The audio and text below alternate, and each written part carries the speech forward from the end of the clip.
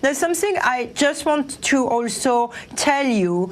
And, you know, it seems to have been a really, really sophisticated attack, well prepared. And there's something which is striking me. At first, and unfortunately I have to say that as a fact, it was an American band which was playing inside the Bataclan, this musical. Sometimes, and most of the times, it's French people, but tonight it was an American band which was playing. Maybe it's a symbol also of something. All right, joining me now, Laura Haim. She's the White House correspondent for the French television network Canal+. She has been doing reporting for us all evening. Laura, what is the latest? I just was talking, I was speaking with a source, and we unfortunately have to expect more dead people because this source was telling me that there are really, really serious injuries. Some people are in a catastrophic state tonight, so it's going to be more than 120 dead people. What I heard, which is quite interesting, is the confirmation of this testimony. There was a man who was inside the musical theater, and when the attackers arrived, he got a bullet in his leg, but he was able to witness what they were saying. And according to this man, the attackers were young, they spoke French, one was screaming, the French were stronger than you. That's what this man heard and what he said to different people after, even if he has been in shock. The people, again, are fully traumatized. Another information that we just learned is, according to the beginning of the investigation, you had, again, the suicide bombers outside the stadium, and there were probably 2 or 3 suicide bombers. And then you had a crew which was apparently responsible, according to some investigators I just spoke with.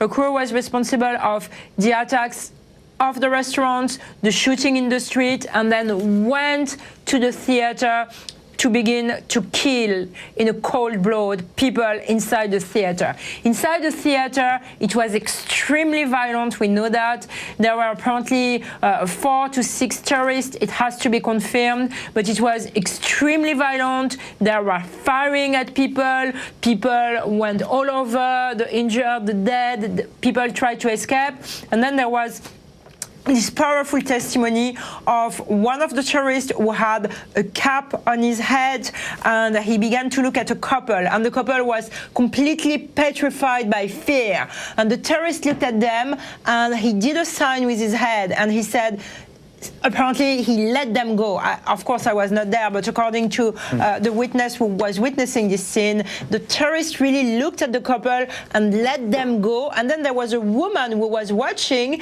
and she took an object and she threw the object, according to the witness, to the head of the terrorist, and then the terrorist killed her.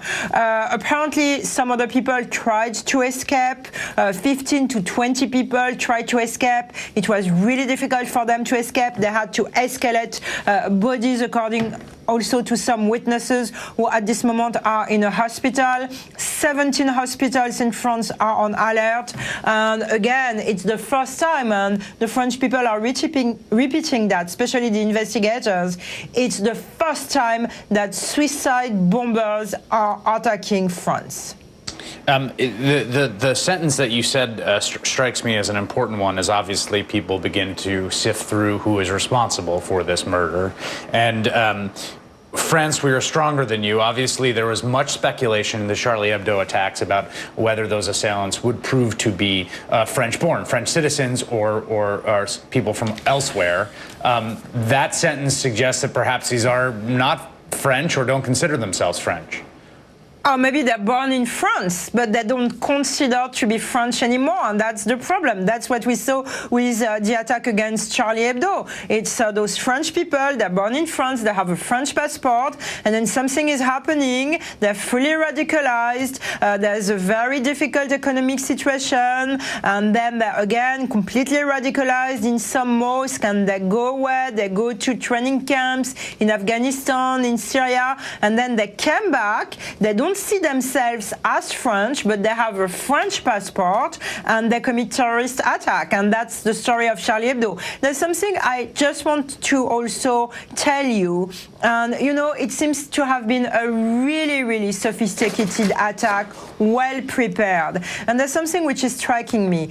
At first, and unfortunately I have to say that as a fact, it was an American band which was playing inside the Bataclan, this musical. Sometimes, and most of the times, it's French people, but tonight it was an American band which was playing. Maybe it's a symbol also of something. And then the second element is that this musical is really close to Charlie Hebdo. It's 300 meters away from Charlie Hebdo, and that also might be a symbol, because when you know how the terrorists are plan the attacks, each detail is counting. So I think we have to keep in mind that it was a very sophisticated attack, well prepared, with a lot of symbols that we're learning minute after minute this evening.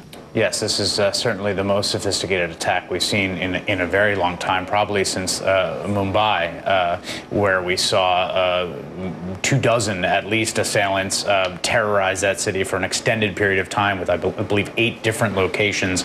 This is, as of now, in terms of casualties, it's the worst attack on French soil since World War II. It's the worst attack in the West since 9/11. This is an eyewitness attending the concert in the Bataclan who told the AFP, and this is, I'm reading a translation just to reiterate the kind of scene of horror that Laura described in there. There were 3 of them, I think. They were shooting into the crowd. They were armed with huge guns, I think probably Kalashnikovs. It sounded like hell. They wouldn't stop shooting. There was blood everywhere, bodies everywhere. We heard screaming. Everyone was trying to escape and trampling on each other. It was hell. I want to read now a readout. President Obama, earlier today when he spoke, he said he had not called Francois Hollande because he imagined that the president of France was, of course, engaged in the midst of dealing with the attack itself. We now know that President Obama spoke by phone this evening with President Hollande of France to offer the condolences of the American people for the horrific terrorist attacks in Paris earlier this evening. The president reiterated the United States' steadfast, unwavering support for the people of France, our oldest ally and friend, and reaffirmed the offer of any necessary support to the French investigation. The 2 leaders pledged to work together with nations around the world to defeat the scourge of terrorism. I want to bring in now